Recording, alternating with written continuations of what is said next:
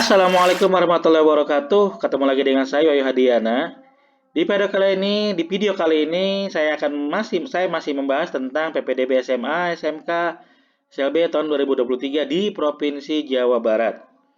Di video-video sebelumnya saya sudah membahas tentang persyaratan dan dokumen yang harus disiapkan, jalur-jalur di PPDB SMA maupun SMK, jalur afirmasi, jalur pembinaan orang tua, wali dan anak guru. Nah, video kali ini saya akan membahas tentang satu jalur yang memang sangat prestisius bagi siswa SMP maupun MTS. Kenapa?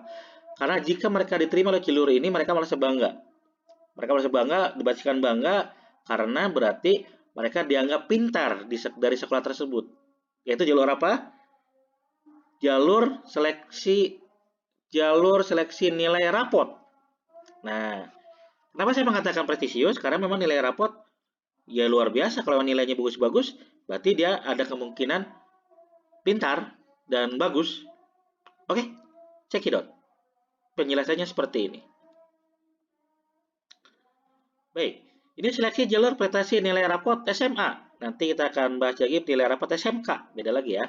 Ini posisinya bukan nilai rapot SMA, tapi seleksi jalur prestasi nilai rapot untuk di SMA gitulah maksudnya. Berdasarkan pemeringkatan total nilai rata-rata per semester dari semester 1 sampai semester 5. Pemeringkatan total ya. Oke, kita akan lihat. Nah, ini adalah struktur kurikulum SMP. Ini adalah nilai mata pelajaran yang ada di SMP. Ada kelompok A, agama, PKN, bahasa Indonesia, matematika, IPA, IPS, dan bahasa Inggris. Kelompok B-nya prakarya, PJOK dan seni budaya, PJOK dan prakarya. Berarti hanya ada 10 pelajaran semuanya untuk SMP. Kelompok B maksimal 4 mapel. Jumlah mapel pembagi menjadi pembagi untuk menghitung nilai rata-rata per semester. Nah, jumlah mapel semuanya ya, berarti jumlah nilai semuanya. Oke, kita akan lihat di struktur kurikulum MTS. Ini berarti kurikulum 2013 KMA strip KMA 165 tahun 2014. Struktur kurikulumnya yaitu masih ada kelompok A dan kelompok B, cuman bedanya ternyata di kelompok A pendidikan agama. Kalau di SMP pendidikan agamanya umum, jadi hanya satu. Tapi kalau di MTS pendidikan agamanya dipecah lagi menjadi Al-Quran Hadis, Akidah Akhlak, Fikih, dan SKI. Plus ditambah dengan kalau di SMP tidak ada mata pelajaran bahasa Arab, kalau di MTS itu ada mata pelajaran bahasa Arab. Berarti total di SMP itu nambah menjadi 15 pelajaran atau 14 pelajaran ya, sekitar 15 atau 14 pelajaran. Gitu ya. Ini ada sedikit perbedaan antara kurikulum SMP dan kurikulum MTS. Tetapi pada saat penyeleksian itu hampir sama penyeleksiannya. Kita akan lihat. Nah, ini ada contoh perhitungan skor seleksi jalur prestasi rapot untuk di SMA bagi lulusan SMP. Nah, begini. Di mata pelajaran SMP ada kelompok A dan kelompok B. Kelompok A ada semester 1, 2, 3, 4, 5. Ini nilainya. Untuk agama 75, 65, 70, 75, dan 70. Semester 1, ada semester 1, ini nilai di semester 1. Ini semester 1. Setelah dijumlahkan dan dibagi dengan jumlah mata pelajaran, hasilnya nilai rata-rata per semester. Nilai rata-ratanya adalah 74. Sama semester 2 juga, jumlahkan semua mata pelajaran 65 tambah 70 tambah 70 tambah 65 tambah 70 tambah 75 tambah 70 tambah 70 tambah 80 tambah 75. Setelah ketemu jumlah ini, bagi dengan jumlah mapel itu 10. Pada akhirnya muncul 71 nilai rata-ratanya. Berarti semester 2 ini jumlah totalnya itu adalah 710. Dibagi 10 menjadi 71. Semester 3 juga sama. Jumlahkan 70, 75, 75, jumlahkan semua dan bagi dengan jumlah pelajaran, hasilnya 73. Ini juga sama semester 4, hasilnya 72,5. Semester 5 juga sama, jumlahkan bagi dengan jumlah pelajaran, hasilnya 73,5. Dan jumlah dari nilai rata-rata per semester 74 tambah 71 tambah 73 tambah 72,5 tambah 73,5 itu hasilnya adalah 364. Nilai inilah yang dipersaingkan atau yang diperjuangkan atau yang di bukan ujian ya, yang disaingkan antar siswa yang lain gitu. Jumlah nilai rata-rata ini nih, yang jumlah rata inilah yang untuk menjadi persekoran pembobotan lolos tidaknya di PPDB SMA. Nilai ini ya, yang 364 ini. Setelah dijumlah nilai rata-rata. Oke, ini untuk skor perhitungan seleksi jalur prestasi rapot bagi lulusan SMP. Bagaimana dengan MTS? Contoh perhitungan skor seleksi jalur prestasi rapot di SMA bagi lulusan MTS. Hampir sama.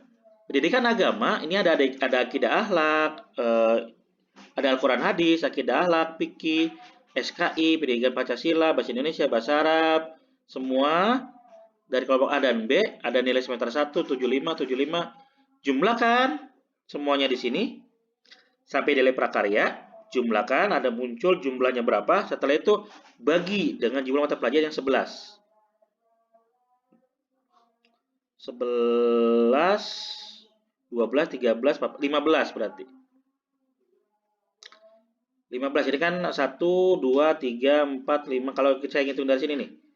Berarti Al-Quran hadis 1, 2, 3, 4, 5, 6, 7, 8, 9, 10, 11, 12, 13, 14. Jadi kalau melihat struktur kurikulum MTS, masing-masing kalau seperti SMP, contoh skor perhitungannya, itu berarti perhitungan skornya berarti ini untuk Al-Quran hadis nilai semester 1-nya sekian, 75.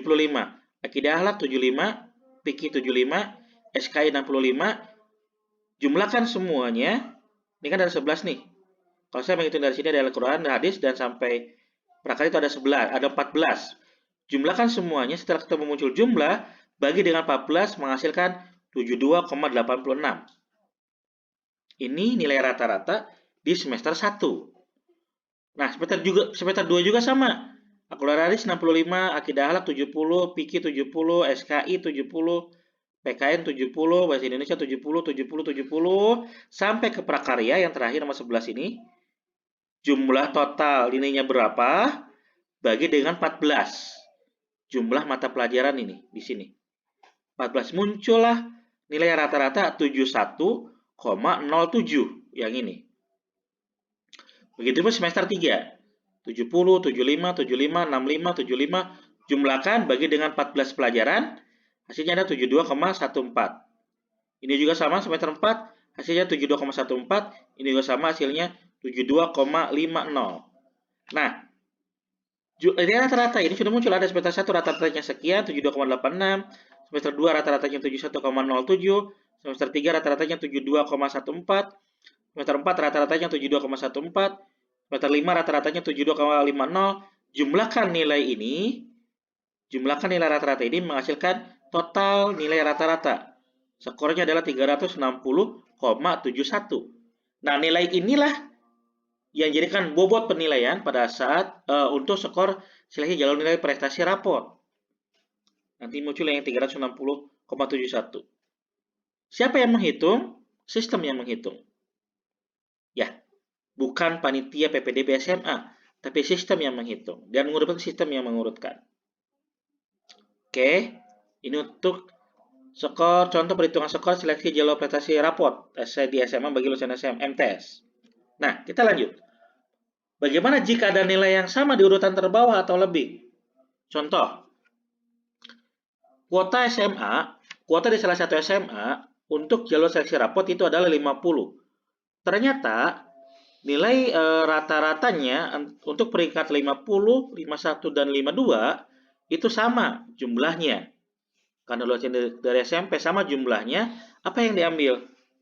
Yang saya tahu, yang berhak lolos dan diterima PPDB-nya adalah yang jarak rumah ke sekolah tujuan terdekat. Jadi mungkin nanti pada saat penyeleksian oleh sistem, nanti yang muncul peringkat 50 lolos, 51, 52-nya enggak. Padahal nilainya sama. Apa prioritas utamanya? Jarak rumahnya. Jika jarak rumahnya berarti yang nomor 50 ini karena lolos, dia jarak rumahnya terdekat daripada yang 51 dan 52 yang nomor itu. Ya, jadi tetap jarak pun berpengaruh untuk nilai di jalur nilai prestasi raport. Seperti itu ya. Nah, dokumen persyaratan PPDB jalur nilai raport apa saja? Masih sama, ada umum dan ada khusus.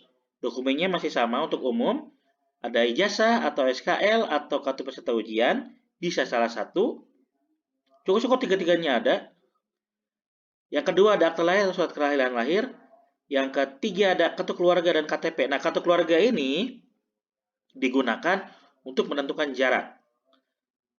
Dia di RT berapa, RW berapa, dusun apa, nanti akan menentukan jaraknya di mana. Karena si anak tersebut akan menentukan jarak. Nanti akan saya jelaskan bagaimana untuk mengukur jarak di PPDB dengan menggunakan Google Map. Baik, ini ada nomor 4 ada buku raport semester 1 sampai semester 5. Dan kelima adalah surat pertanggungjawaban mutlak. Ini biasanya pertanggungjawaban mutlak ada di sekolah masing-masing di operator pasti ada. Nanti perjalanan mutlaknya beda-beda perjalanan mutlak untuk jalur nilai raport, perjalanan mutlak untuk nilai jalur afirmasi, perjalanan mutlak untuk jalur perbedaan orang tua atau wali dan anak guru gitu. Beda-beda ya perjalanan mutlaknya. Dan ini di atas materai di tanda tangannya. Semuanya itu wajib di-scan aslinya dan diunggah pada saat mendaftar untuk jalur PPDB nilai raport. Ya, seperti itu penjelasannya. Semoga banyak yang masih bingung, semoga banyak yang masih penasaran. Jadi pada akhirnya banyak yang komen. Silahkan berkomen ria di komen. Nanti akan saya balas, akan saya bahas, akan saya kemukakan kembali di komen. Barangkali ada yang masih penasaran, masih bingung, dan yang lainnya. Terima kasih. Sekian dari saya penjelasan video tentang PPDB jalur nilai raport di SMA. Nanti kita akan bahas PPDB nilai raport di SMK. Sekian dari saya. Assalamualaikum warahmatullahi wabarakatuh.